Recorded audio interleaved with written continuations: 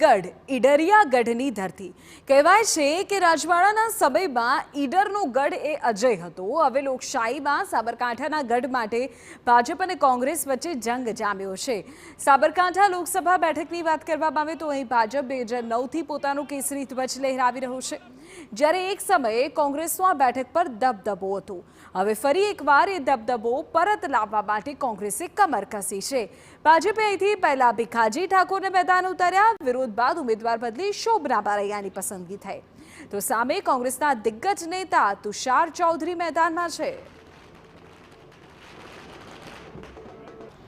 સાબરકાંઠા લોકસભા બેઠકની આપણે વાત કરવા જઈએ તો 2009 પહેલાં છે ને કોંગ્રેસનો ગઢ ગણાતી હતી સાબરકાંઠા બેઠક, પણ 2009 પછી છે ને જોવા જઈએ ને તો મતદારોનો મિજાજ બદલાયો। એના લીધે છે ને કે જેને કહીએ ને કે આ બેઠક ઉપર પરિવર્તન એવું આવ્યું કે ભાઈ મતદારો બી હવે છે ને શિક્ષિત હતા, અને બીજું સાથે સાથે જોવા જઈએ કે ભાઈ સાબરકાંઠા અને અરવલ્લીની આ એક સંયુક્ત બેઠક છે।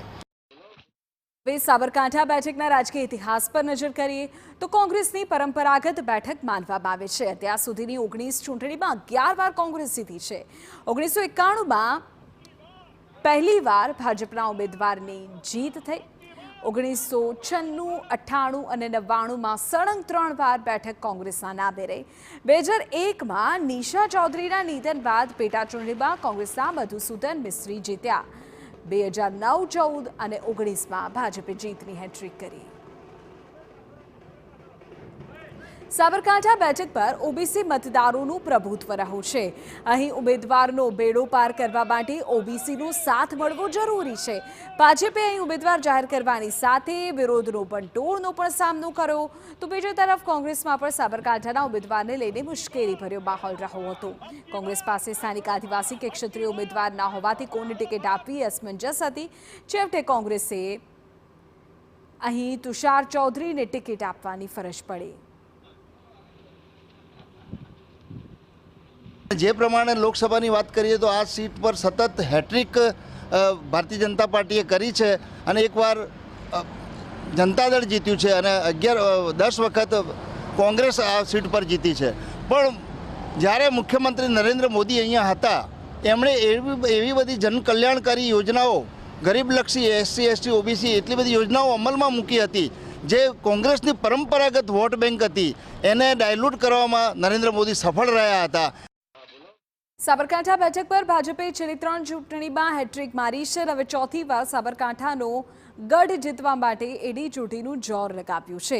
વડાપ્રધાન મોદીએ પણ અહીં શોભના બારૈયાના સમર્થનમાં સભા કરી તો બીજી તરફ પોતાની પરંપરાગત બેઠક કબજે કરવા કોંગ્રેસે કમર કસી છે। જોવું એ રહ્યું કે સાબરકાંઠાના મતદારો કઈ તરફ જાય છે। આ પરંપરાગત રીતે જોવામાં આવે તો સાબરકાંઠા બેઠક એ કોંગ્રેસનો ગઢ માનવામાં આવતો હતો, પરંતુ વર્ષ 2009થી આ બેઠક ઉપર ભાજપે પોતાનું કેસરીઓ લહેરાવ્યું છે। ભાજપ હવે આ બેઠકને પોતાના હિસ્સામાં જાળવવા માટે લડી રહી છે, તો બીજી તરફ કોંગ્રેસ પણ પોતાના આ ગઢમાં ફરી એકવાર બેઠકને મેળવવા માટેનો પ્રયાસ કરી રહ્યું છે। પરંતુ જે પ્રકારે કશ્મકશ ભર્યો પ્રચાર અને ધમધમાટ જે માહોલ જમાવ્યો હતો, ત્યારબાદ હવે જોવાનું એ રહે છે કે 7 તારીખે મતદારો કેવા મિજાજમાં જોવા મળે છે અને 4 જૂને પરિણામ ઈવીએમમાં કેવા બહાર આવે છે। અવનીશ ગોસ્વામી, TV9 સાબરકાંઠા।